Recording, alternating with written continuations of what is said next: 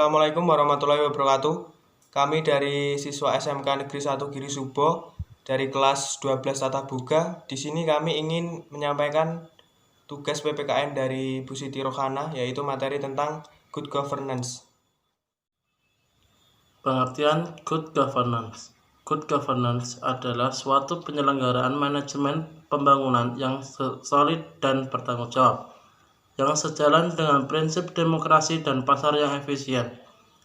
Good governance pada dasarnya adalah suatu konsep yang mengacu kepada proses pencapaian keputusan dan pelaksanaannya yang dapat dipertanggungjawabkan secara bersama sebagai suatu konsensus yang dicapai oleh pemerintah, warga negara, dan sektor swasta bagi penyelenggaraan pemerintahan dalam suatu negara. Prinsip-prinsip good governance yaitu 1. Partisipasi masyarakat. Semua warga masyarakat mempunyai suara dalam pengambilan keputusan, baik secara langsung maupun melalui lembaga-lembaga perwakilan sah yang mewakili kepentingan mereka. Partisipasi menyeluruh tersebut dibangun berdasarkan kebebasan berkumpul dan mengungkapkan pendapat serta kapasitas untuk berpartisipasi secara konstruktif. 2. Tegaknya supremasi hukum. Sehubungan dengan itu, dalam proses mewujudkan cita good governance harus diimbangi dengan komitmen untuk menegakkan rule of law dengan karakter-karakter antara lain sebagai berikut. Supremasi hukum, kepastian hukum, hukum yang responsif, penegakan hukum yang konsisten dan non-diskriminatif. 3. Transparansi.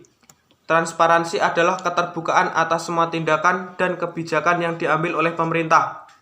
Prinsip transparansi menciptakan kepercayaan timbal balik antara pemerintah dan masyarakat melalui penyediaan informasi dan menjamin kemudahan di dalam memperoleh informasi yang akurat dan memadai. Transparansi dibangun atas dasar arus informasi yang bebas. Seluruh pemerintahan, lembaga-lembaga, dan informasi perlu dapat diakses oleh pihak-pihak yang berkepentingan, dan informasi yang tersedia harus memadai agar dapat dimengerti dan dipantau. 4. Dunia usaha. Pelaksanaan good governance secara benar dan konsisten bagi dunia usaha adalah perwujudan dari pelaksanaan etika bisnis yang seharusnya dimiliki oleh setiap lembaga korporasi yang ada di dunia. Dalam lingkup tertentu, etika bisnis berperan sebagai elemen mendasar dari konsep CSR, Corporate Social Responsibility, yang dimiliki oleh perusahaan. Pihak perusahaan mempunyai kewajiban sebagai bagian yang lebih luas untuk memberikan kontribusinya. 5. Berorientasi pada konsensus. Menyatakan bahwa keputusan apapun harus dilakukan melalui proses musyawarah melalui konsensus.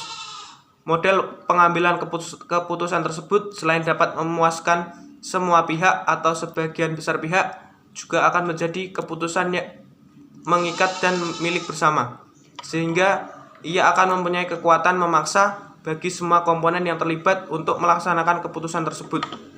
Semakin banyak yang terlibat dalam proses pengambilan keputusan secara partisipasi, maka akan semakin banyak aspirasi dan kebutuhan masyarakat yang terwakili. 6. Kesetaraan. Kesetaraan yakni kesamaan dalam perlakuan dan pelayanan. Semua warga masyarakat mempunyai kesempatan memperbaiki atau mempertahankan kesejahteraan mereka. Prinsip kesejahteraan menciptakan kepercayaan timbal balik antara pemerintah dan masyarakat melalui penyediaan informasi dan menjamin kemudahan di dalam memperoleh informasi yang akurat dan memadai. Informasi adalah suatu kebutuhan penting masyarakat untuk berpartisipasi dalam pengelolaan daerah. 7. Efektivitas dan efisiensi. Untuk menunjang prinsip-prinsip yang telah disebutkan di atas, pemerintahan yang baik dan bersih juga harus memenuhi kriteria efektif dan efisien, yakni berdaya guna dan berhasil guna. Kriteria efektif biasanya diukur dengan parameter produk yang dapat menjangkau sebesar-besarnya kepentingan masyarakat dari berbagai kelompok dan lapisan sosial.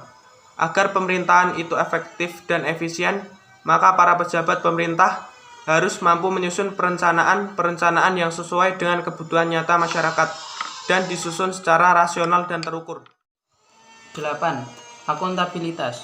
Akuntabilitas adalah pertanggungjawaban pejabat publik terhadap masyarakat yang memberinya kewenangan untuk mengurusi kepentingan mereka. Para pengambil keputusan di pemerintah Sektor swasta dan organisasi-organisasi masyarakat bertanggung jawab baik kepada masyarakat maupun kepada lembaga-lembaga yang berkepentingan. 9. Visi strategis. Visi strategis adalah pandangan-pandangan strategis untuk menghadapi masa yang akan datang. Para pemimpin di masyarakat memiliki perspektif yang luas dan jauh ke depan atas tata pemerintahan yang baik dan pembangunan manusia, serta kepekaan apa saja yang akan dibutuhkan untuk mewujudkan perkembangan tersebut. Selain itu, mereka juga harus memiliki pemahaman atas kompleksitas kesejahteraan, budaya, dan sosial yang terjadi pada dasar bagi perspektif tersebut. Penerapan good governance di Indonesia. Good governance di Indonesia sendiri mulai benar-benar dirintis dan diterapkan sejak meletusnya era reformasi yang dimana pada era tersebut telah terjadi pemberontakan sistem pemerintahan yang menuntut proses demokrasi yang lebih, sehingga good governance merupakan salah satu alat reformasi yang mutlak diterapkan dalam pemerintahan baru. Akan tetapi, jika dilihat dari perkembangan reformasi yang sudah berjalan selama 12 tahun ini, penerapan good governance di Indonesia belum dapat dikatakan berhasil sepenuhnya sesuai dengan cita-cita reformasi. Sebelumnya, masih banyak ditemukan kecurangan dan kebocoran dalam pengelolaan anggaran dan akuntansi yang merupakan dua produk utama good governance. Diterapkan good governance di Indonesia tidak hanya terjadi dampak negatif dalam sistem pemerintahan saja, akan tetapi hal tersebut mampu membawa dampak positif terhadap badan usaha non-pemerintah, yaitu dengan lahirnya good corporate governance.